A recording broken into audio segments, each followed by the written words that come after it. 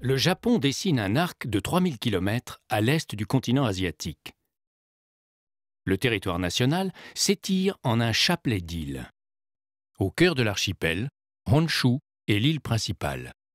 À elle seule, elle couvre 60% de la superficie du pays. Kyoto et Tokyo, les deux capitales les plus récentes, y ont été installées. Les 3/5 du Japon sont recouverts par les montagnes. Sur les plaines littorales, la population est très dense. 80% des Japonais vivent en milieu urbain. Le relief limite aussi la taille et le rendement des exploitations agricoles.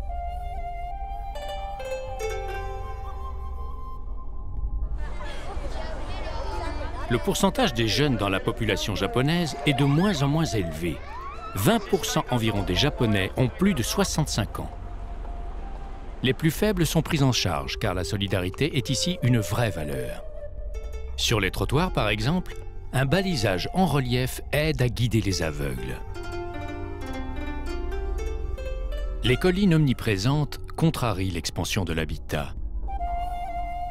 Les Japonais exploitent au maximum leur espace vital réduit en implantant des cultures sur la moindre parcelle disponible.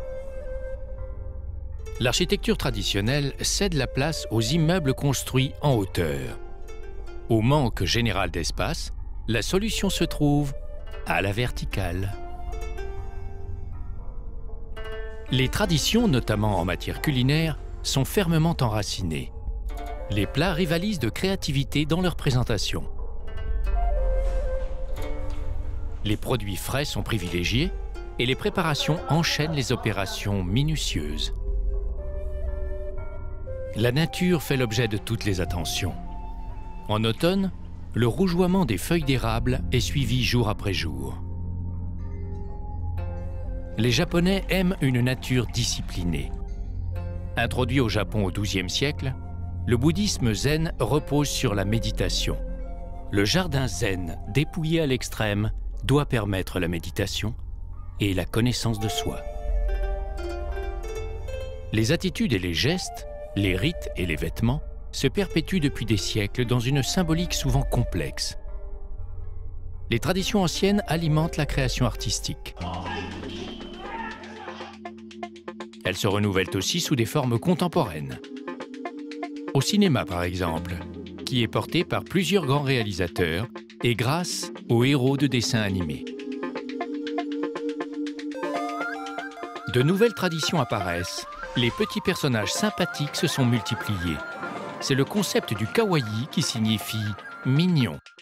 On sensibilise les enfants à l'esprit civique, mais les adultes se prêtent aussi au jeu. Le chat Manekineko est un porte-bonheur. Son influence est bénéfique lorsqu'on retire un omikuji à un distributeur.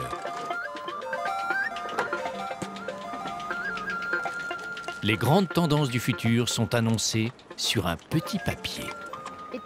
Cela signifie que je vais avoir un meilleur avenir. L'agriculture perd sans cesse du terrain.